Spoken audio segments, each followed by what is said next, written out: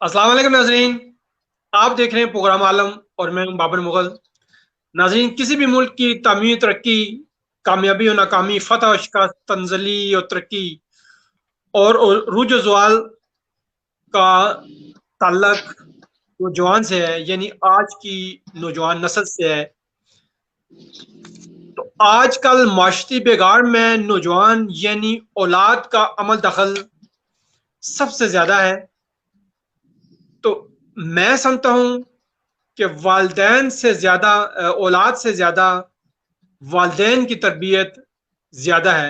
अगर माशरती बिगाड़ में किरदार नौजवान या औलाद का है, तो इसका जो कसूरवार मैं समझता हूँ वालदेन है।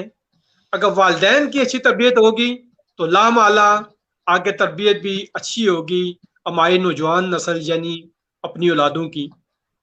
तो माए दरमियान रूहानी मालज नूरीन नूरानी मौजूद हैं।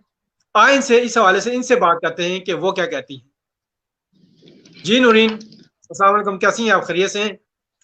जी, बिस्मिल्लाहिर्रहमानिर्रहीम, अस्सलामु अलैकुम। जी, शुक्र अल्हम्दुलिल्लाह। बहुत प्यारा टॉपिक आपने आज, बहुत प्यारा टॉपिक, इसलिए कि आप खुद वालदा के ताबेदार रहे हैं, हमने अपनी आंखों से देखा है, महसूस किया है और उनकी दुआएं सुनी हैं आपके बारे में।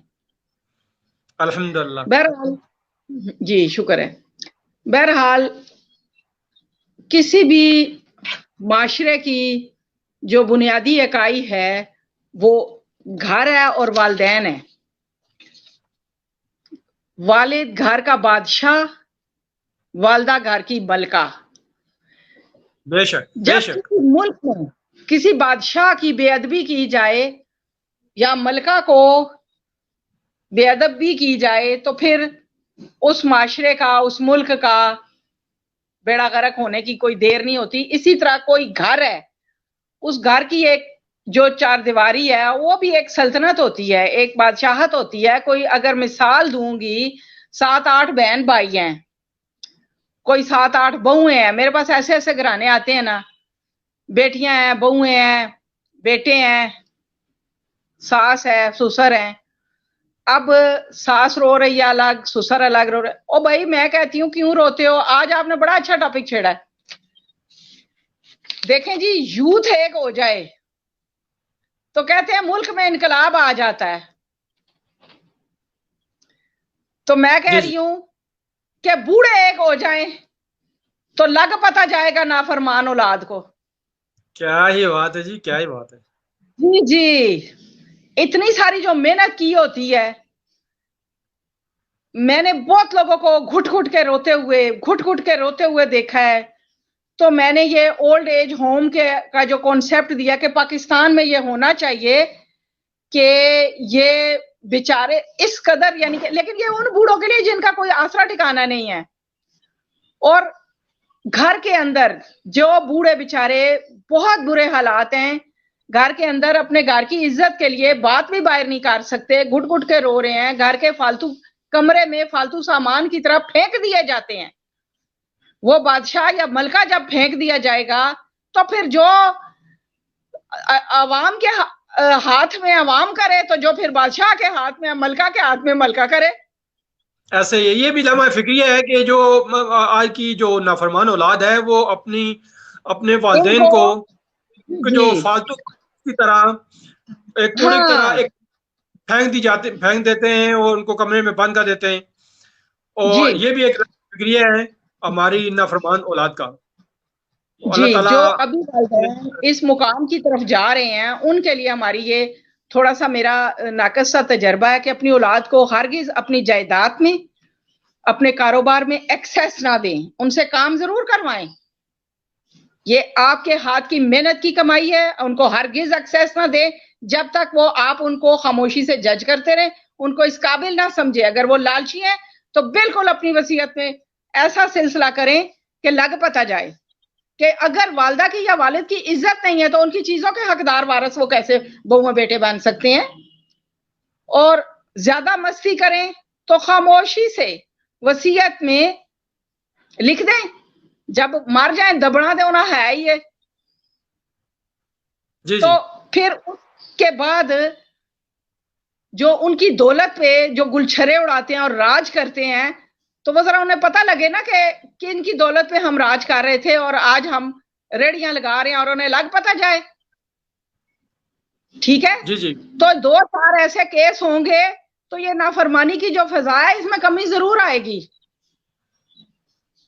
नाफरमानी की फिजा में कमी आएगी। वो दुआएं लेने के बजाय बदुआएं भी ले रहे हैं, जो नाफरमान औलाद है बदवा भी ले रहे हैं। तो जब बदवा ले रहे हैं तो फिर वो ऐश कैसे कर सकते हैं, उनकी बनाई हुई चीजों पे एक्सेस क्यों करें?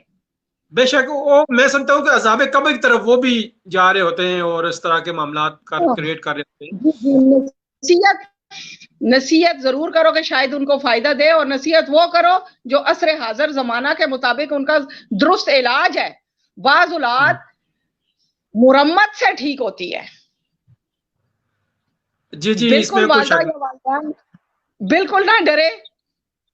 मैं खुद अपनों को एक आध लगाती हूँ 25 साल से जो ऊपर का, और वो गलत हरकत उसकी मैं देखूंगी मैं तो जूता उतार के लगाती हूँ कि अब कौन सी तरबियत है, कर दी है अच्छी तरबियत। अब अगर तुम करोगे, तुम्हारा अपना माइंड है, तुम खुद समझदार हो, तुम्हें पता है अच्छा बुरा, तुम अगर दुरुस्त रास्ते की तरफ नहीं चलोगे तो अब अगर मैं तुम्हें जूते नहीं लगाऊंगी तो तुम्हें जमाना लगाएगा।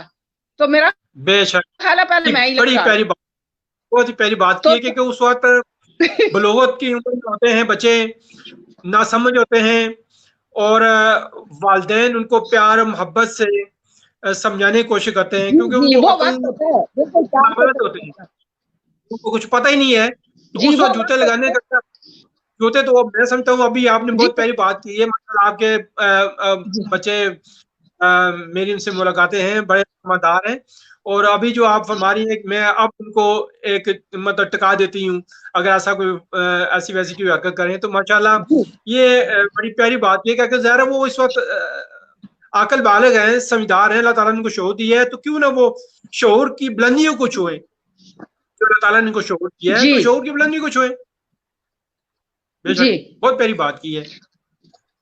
अब मैंने ये भी देखा बास घरों में 6-7 मतलब औलादे हैं, तो अब एक औलाद बेइज्जती करी जा रहा है, दूसरे बोल नहीं रहे। तो मैं उनको कहती हूँ आप अपनी वालिदा या वालिद के हक में बोले, बताएं कि ये बात गलत हो रही है। तो वो नहीं बोल रहे, इसका मतलब है कि वो भी उस बेइज्जती में पूरे नहीं तो आधे शामिल हैं। जी बिल्कुल, उसको खामोश कराएं, उसको मना करें, उसको बताएं, खड़े हो जाएं कि तुम गलत कर रहे हो। जब तक उसको बताओगे नहीं कि तुम गलत कर रहे हो तो उसको कैसे पता चलेगा? जी बिल्कुल जी। और एक वालिदैन सबका जो प्यार होता है अपनी औलाद के लिए उम्र भर वो ही रहता है। वालिदैन के प्यार में शफकत, पिदरी शफकत, ममता में कोई फर्क नहीं आता। उसको पूरी जिंदगी वालिद वालिदा को अपने बच्चे उतने ही अजीज रहते हैं जितने वो पहले दिन उनकी गोद में आते हैं। आखिरी दिन तक, अपनी मौत तक उनको वो वैसे ही छोटे से नजर आते हैं। तो वालिदैन नहीं बदलते, बच्चे बदल जाते हैं। उनके अपने माइंड होते हैं, उनका अपना दीन ईमान होता है, लेकिन ये एक चीज अल्लाह ताला ने गूंद के डाल के भेज दी है वालिदा वालिदे के कि ये प्यार ही करेंगे, ये नफरत नहीं कर सकते। बेशक, बहुत शुक्रिया नौरीन साहबा। इसमें कोई शक नहीं कि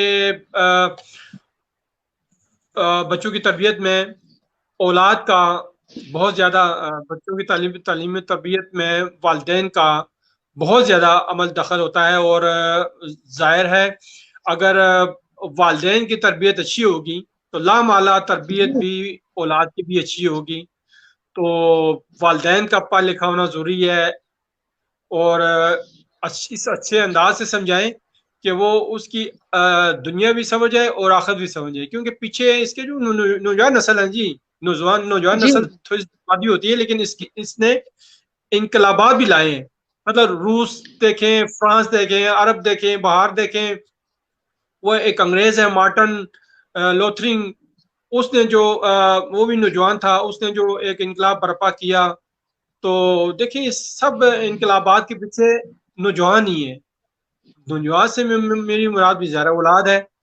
तो जिस तरह वो अच्छी तरबियत इनकी उनकी होगी तो लामाला आगे इनकलाबात आएंगे।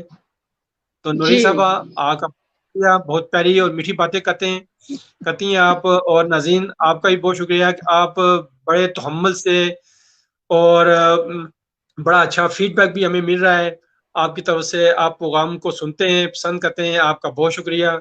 और इस तरह के प्रोग्राम के साथ साथ आइंदा हम भी हाजिर होते रहेंगे। और अगले प्रोग्राम तक आपसे हम इजाज़त चाहते हैं। अल्लाह हाफिज़।